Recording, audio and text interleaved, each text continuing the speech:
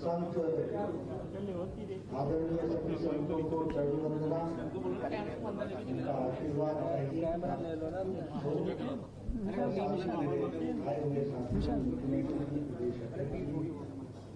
मंत्री जी, मेरा ये परम सौभाग्य है कि मुझे आज यहाँ हरिद्वार आने का सौभाग्य मिला श्रावण मास में। और सबसे बड़ा सौभाग्य ये है कि आप सबका आशीर्वाद मुझे प्राप्त हुआ है, इसके लिए मैं दोनों हाथ जोड़कर चरण वंदन करते हुए धन्यवाद। हमारे स्वामी जी ने बहुत सी चर्चा हम सबके सामने की है और उसमें उन्होंने चर्चा में इस बात को भी रखा कि किस तरीके से आदरणीय मोदी जी के नेतृत्व में देश में सनातन धर्म की सेवा के लिए ये समर्पित रही सरकार और किस तरीके से देश को आगे ले जाने का उन्होंने जो योजन बनाया, उससे देश किस तरीके से आगे बढ़ा है उसके बारे में आपने चर्चा की है।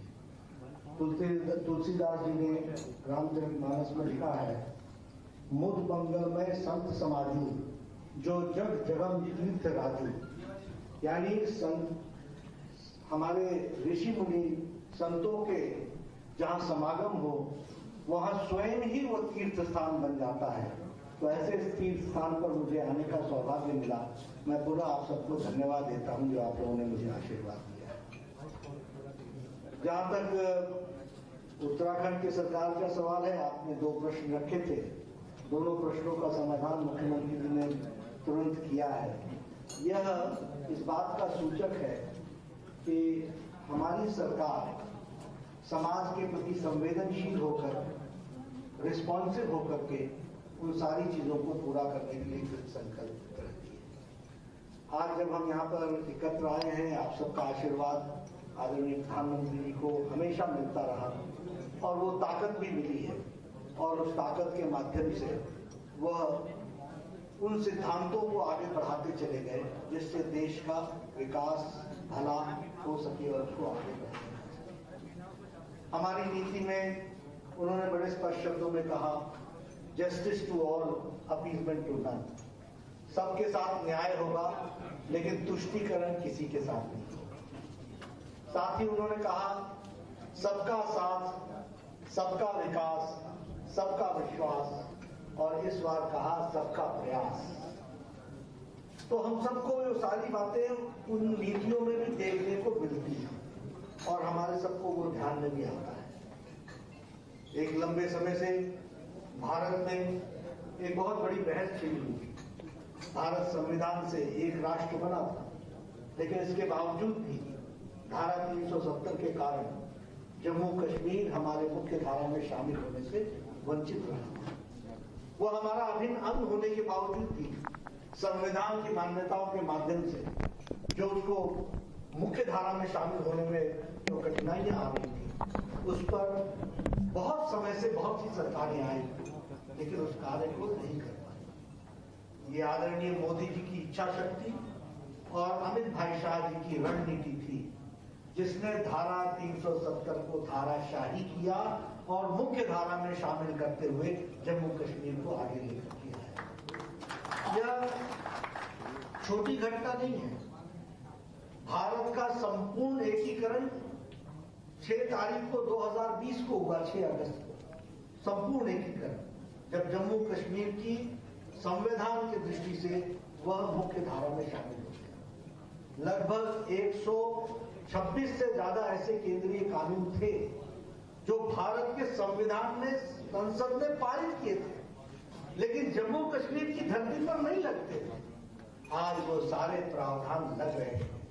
वहां की महिलाओं को उत्पीड़न से रक्षा, वहां भ्रष्टाचार के खिलाफ कानून, वहां सभी को संपत्ति पर अधिकार, महिलाओं को भी बराबर का अधिकार, ये सारी बातें उसमें से निकल कर गया। और हमारे वनवासी भाई जिनको राजनीतिक आरक्षण नहीं था, उनको राजनीतिक आरक्षण देने का भी काम। उसी तरीके से हम सब लोग जानते हैं, आपके आशीर्वाद, आपके प्रयास, राम जन्मभूमि पर भव्य मंदिर बने, ये हम सबका सपना था। लेकिन इस सपना को पूरा करने के लिए इच्छा शक्ति की आवश्यकता होती है। और इस इच्छा शक्ति के कारण आदरणीय प्रधानमंत्री जी ने जहां कोर्ट का पूरा सम्मान करते हुए न्यायोचित फैसले होने से और अब उनके कर्म कमलों द्वारा शिलान्यास के बाद अब भव्य राम मंदिर वहां बन रहा है और बनने की तैयारी हो रही है। ये हम सब के लिए बहुत ही संतोष का विषय है, जिसको हम आप सबके साथ चर्चा करते हैं। उसी तरीके से आज अभी अफगानिस्तान से लोग किस तरीके से भाग रहे हैं, आप सब देख रहे हैं।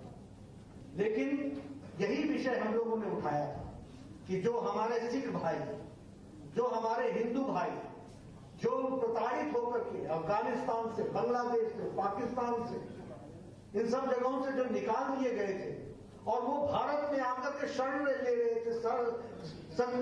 कई सालों से, लेकिन उनको भारत के संविधान से संरक्षण नहीं था और उनको भारत की सुविधाएं मिलने में से वो वंचित थे, वो उत्पीड़न से गुजर रहे थे, उसको भी मुख्य धारा में शामिल करने का काम और CAA हमारे सिटीजन्स अमेंडमेंट एक्ट को ला करके उनको मुख्य धारा में शामिल करने का काम किया।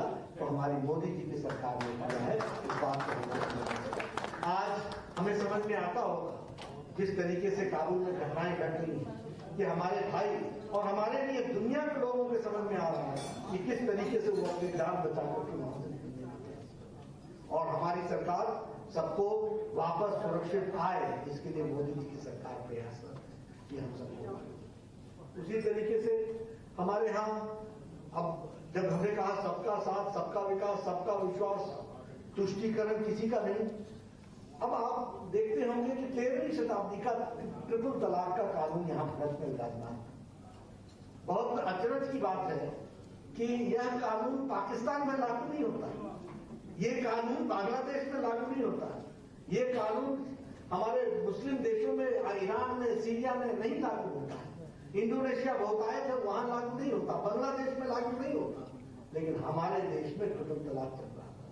हमारी मुस्लिम महिलाओं को मुख्य धारा में शामिल करना और 21वीं शताब्दी की आजाद सांस लेने का मौका दिया तो आदरणीय प्रधानमंत्री मोदी जी ने दिया है। ये बात उसी तरीके से जब सबका साथ, सबका विकास, सबका विश्वास, तो जैसे हमारे आदरणीय संत जी स्वामी जी कह रहे थे कि आज अंतिम पायदान में खड़े व्यक्ति समाज की जो सुविधाएं हैं वो सुविधाएं उसको भी गौरवपूर्ण तरीके से मिल रही है। फिर चाहे वो आयुष्मान भारत है, मैं आपसे इस बात का आपको साथ जोड़ना चाहूंगा कि आयुष्मान भारत दुनिया की मोदी जी के द्वारा बनी हुई स्वास्थ्य के जगत में सबसे बड़ी दुनिया की स्कीम है, जहां गरीब आदमी को साल में 5 लाख रुपए का हेल्थ कवर दिया जा रहा है ताकि वो इलाज करा सके। इस तरीके की व्यवस्था की है। ये छोटी घटना नहीं है। और संख्या कितनी है मालूम है? 50 करोड़। 50 करोड़ का मतलब है सारा अमेरिका, सारा कनाडा, सारा मेक्सिको, सबको मिला ले तो हमारा आयुष्मान भारत बनता है। ये हमको ध्यान रखना। उसी तरीके से अगर हम उज्ज्वला योजना, महिलाओं का सशक्तिकरण, स्वच्छता अभियान, महिलाओं का सशक्तिकरण, अगर हम उजाला योजना लें तो गरीब लोगों का सशक्तिकरण, अगर हम सौभाग्य योजना लें तो गरीब लोगों के घर में बिजली पहुंचे इसकी व्यवस्था, हर तरीके से आम गरीब नागरिक तक सरकार की सुविधा पहुंच सके, इसका आयोजन प्रयोजन आदरणीय प्रधानमंत्री जी ने किया है। ये हम सबके ध्यान में आया है और जो उनके कर्तृत्व के कारण उनके उससे और उसको आगे बढ़ाने के लिए जो कार्य हुआ है वो सब हम सबको मालूम है। हम सब जानते हैं कि आदरणीय मोदी जी का केदारनाथ के प्रति, बद्रीनाथ के प्रति कितना विश्वास और कितना प्यार है। वह खुद अपने आप मॉनिटर करते हैं उसके विकास के लिए और उसके लिए जितना भी फंडिंग करने की जरूरत होती है वो भारत सरकार हमेशा तत्पर रहती है ताकि उसको पूरा किया जा सके। ये हम सबके ध्यान में है। 2019 के चुनाव के बाद में भी आपको पता होगा सब लोग चुनाव के काम में लगे थे, लेकिन आदरणीय मोदी जी केदारनाथ आकर के अपने ईश्वर की भक्ति में लगे। ये छोटी घटना नहीं है कि भारत का प्रधानमंत्री सनातन के प्रति आस्था रखते हुए चुनाव के राजनीति में से अपने आप को दूर और अलग करते हुए और वह भगवान के चिंतन में तल्लीन हो जाए, ये अपने आप में देश के और दुनिया को संदेश देता है। ये बात हमें समझनी चाहिए, इसको हम लोग ध्यान में रखना चाहिए। मित्रों, आज आप सब लोगों के बीच में मैं आया हूँ।